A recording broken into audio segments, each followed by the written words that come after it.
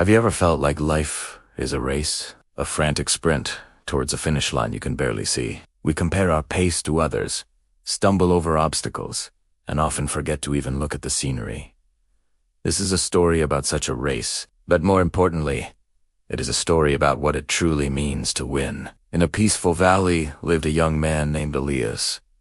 He was talented, but impatient and ambitious. One morning, he approached his mentor, the wise Master Lee. Master Lee, I'm ready for the final challenge. The test to prove I have learned all you can teach.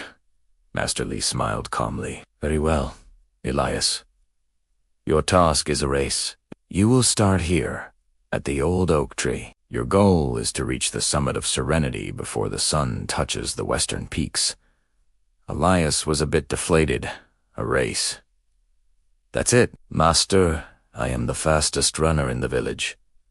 I can be there and back before noon. There is more, Master Lee continued. On your journey, you must collect 3 tokens. The first is a stone of perseverance from the riverbed, one that is smooth, worn by time, yet unbroken. The second is a feather of empathy, and the third is a seed of tomorrow. If you have learned, you will know what to do. Remember, the destination is not the only goal. The path itself is the teacher.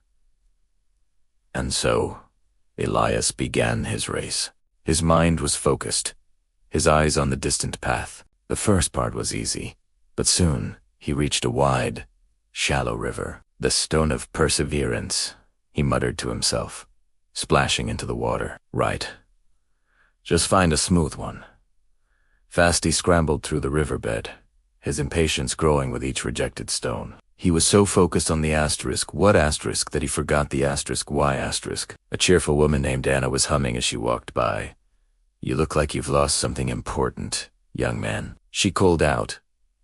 I'm in a race, Elias said, annoyed at the interruption. I need a smooth stone from here.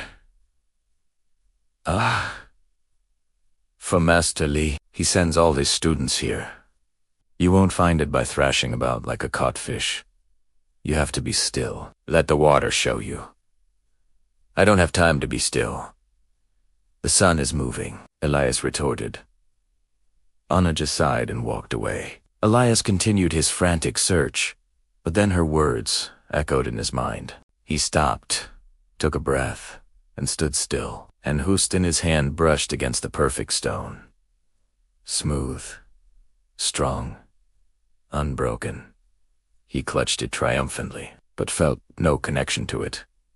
It was a trophy, not a lesson. He had passed the first test in action, but failed it in spirit. He sprinted away, leaving the wisdom of the flowing waters behind. Next, his path led him through a forest. The feather of empathy, he panted. What does that even mean? As he ran, he saw a well-dressed man, Carter, standing in the middle of the path, staring at a huge fallen tree blocking his way. Useless. Absolutely useless. Carter yelled, his face etched with worry.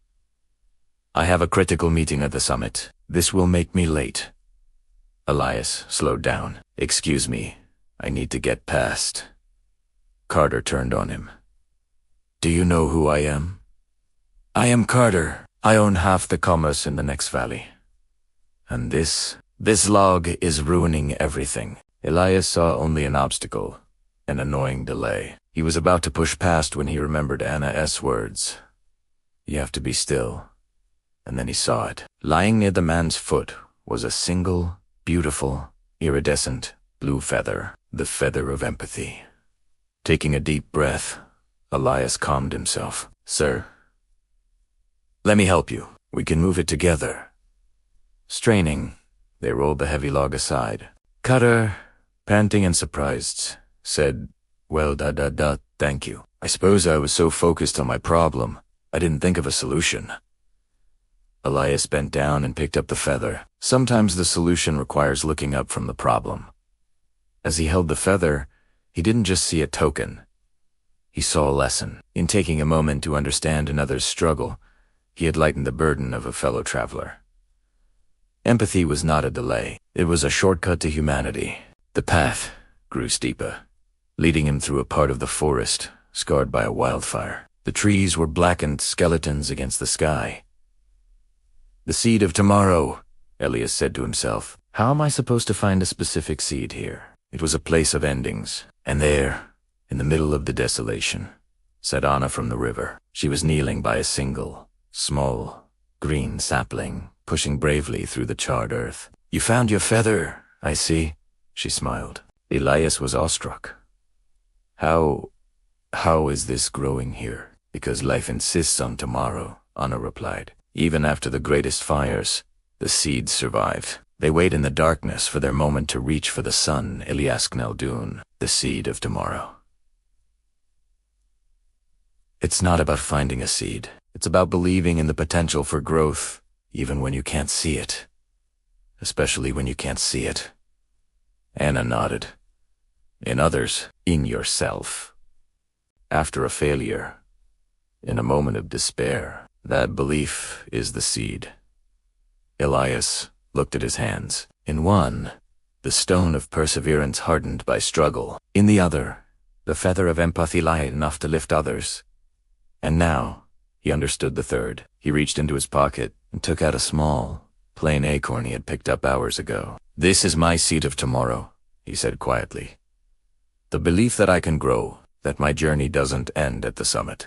Then your race is nearly won, Anna said. Elias finally reached the summit of serenity just as the sun was beginning to set. The view was breathtaking, and there, waiting calmly, was Master Li. Elias bowed deeply. Master, I have, tokens.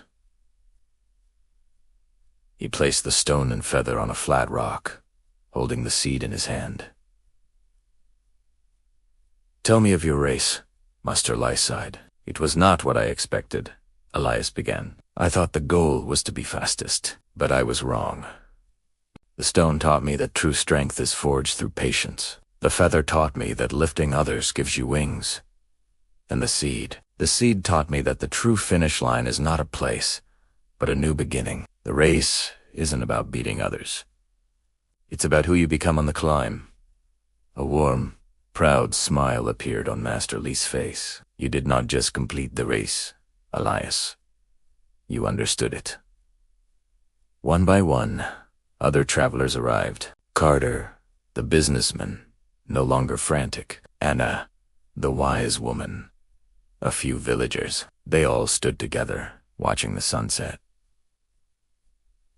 Master Li spoke. You all ran the same race, on different paths, with different burdens. But you all reached the summit. The race of life is not a competition against each other. It is a journey we walk together. Your only true competitor is the person you were yesterday. Your victory is measured by the wisdom you gain and the lives you touch. What do I do with the seed? Elias asked.